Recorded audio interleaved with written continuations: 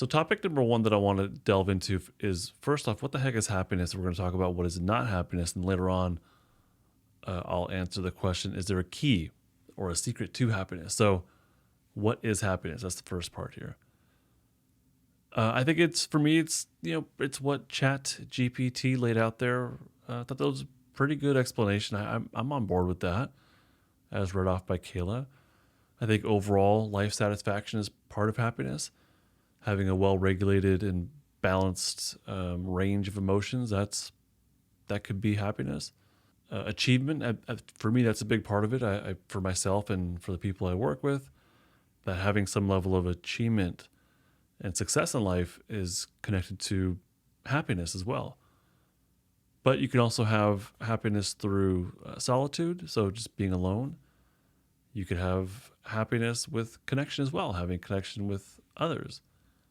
But for our purposes here, and what makes this different is that we understand happiness as being an emotion that stems from the safety state. I don't know if happiness is a single emotion. I think that happiness can be experienced in different ways. And so we might say that when we are experiencing happiness, that really it's joy or connection.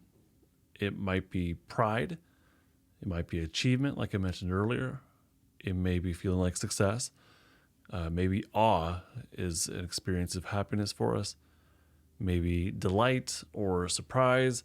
So the idea here is that there's many other types of feelings or experiences that we would look back and say, I was happy in that moment.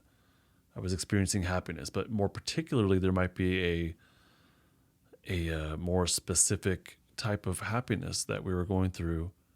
So like the experience of joy might be different than surprise. But both of those, I think we could connect to some general feeling or experience of happiness. The way that I'm describing happiness then is not just like a feeling, but a word that we use as like a placeholder for other feelings. I'm not quite sure if happiness has a singular experience.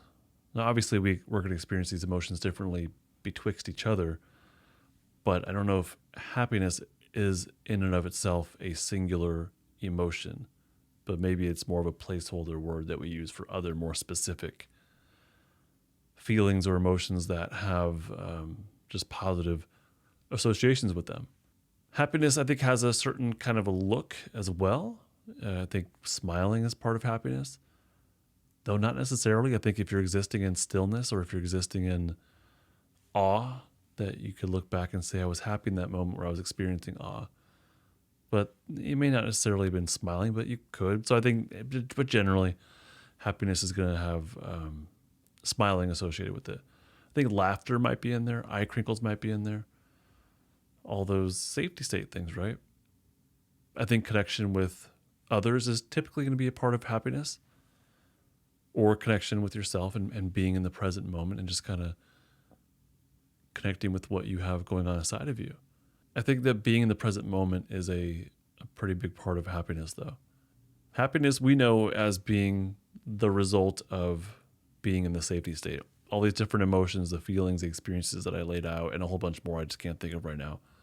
All of these come from primarily being in a polyvagal state of safety and social engagement, or having enough anchoring in your safety state in order to feel these things, because happiness can feel different ways. So all those things that Kayla listed for us when she read off that Chat GPT answer, all those things come from being in the safety state. Once you're in the safety state, then you can do the things that are listed in that answer, and like in that the headline that was originally shared in my discussion group. Having healthy relationships is part of happiness, but I would say it's the secondary or even tertiary result of being in a polyvagal state of safety and social engagement. We'll talk about that more later on. The autonomic state here is the primary factor. So instead of looking at healthy relationships are the primary factor and then it leads to happiness, what I'm saying is that happiness comes from safety and then leads to healthy relationships with others. And of course, it's self-reinforcing as well. But in my opinion here, the autonomic state is the primary factor. And all of us polyvagal nerds, that shouldn't be a radical, revolutionary statement. Happiness, we know, can also come in different forms. And I don't mean just the feelings that I listed, but I mean more of the polyvagal state, the primary state of safety and social engagement, but also the mixed states of play and stillness. Happiness, I don't think, comes from flight or fight or shutdown or freeze when those are the dominant flavors of your system. But when you can have those defensive states or defensive mixed states, like freeze, when you can have elements of those active along with happiness, along with safety, then there might be an experience of kind of happiness. Even when you're in a freeze state, freeze in a defensive state is very paralyzed and panicky, or even rageful, I suppose. But if you're anchored in safety and able to access freeze, you can do that through watching a horror movie. You can do that through scaring the crap out of each other. You'll go into a mild, very temporary freeze state as you tense up and as you brace for something scary to happen on screen. And you can look back and say, that movie was terrifying, but I was happy in that moment. I was connecting with my friends as we watched that movie. If you're in flight or fight, but your safety state's active, then you're going to be in play. And yeah, play is going to be, you're probably going to have some element of happiness when you play. So happiness can come from being anchored enough in your safety state and even accessing the defensive states. Happiness, though, is not felt in a primarily defensive state, I don't think. I don't think that if you're existing in a flight, fight, shutdown, or freeze primarily or in a dominant defensive state that you're going to experience happiness. What's not happiness then? A lot of my therapy clients, when I ask them how they're doing, they'll say, I'm good, or I'm fine. They won't say they're happy. What they're saying is that they are, well, unless they're actually, doing something leading to happiness and anchoring in their safety state.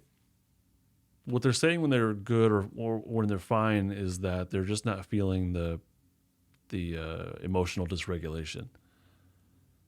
Now, that could come from actually anchoring in their safety state and practicing the skills that we're doing in therapy, but that's not what I'm talking about. I'm talking about more of that person that is numbing their pain through phone usage or some sort of behavioral adaptation. Usually it's the phone usage, especially with the teens that I'm working with. So for them, they feel fine or good, which doesn't really have much of a meaning to it besides saying, well, I'm just not feeling the dysregulation right now. And that's typically because they're distracting themselves from that pain through some means. And I would say that's not happiness. If you're distracting yourself from your pain, there's a function of that, and you can cope with life that way, and that has a temporary function. Absolutely, I don't want you to stop doing that, but I would say that that's not happiness. That does not involve accessing your polyvagal state of safety and connection with yourself or with others. So that's not happiness. Hey, by the way, real quick, do me a favor and subscribe or follow this podcast. It would mean a lot to me. Thank you so much if you're already doing so. When you do, it gives you access to the next episode immediately as it comes out. And it also tells the platform that you're using that this is worth following. So that would mean a lot to me. Thank you so much. This podcast is not therapy, not intended to be therapy or be a replacement for therapy. Nothing in this creates or indicates a therapeutic relationship. Please consult with your therapist or seek for one in your area if you are experiencing mental health symptoms. Nothing in this podcast should be construed to be specific life advice. It is for educational and entertainment purposes only.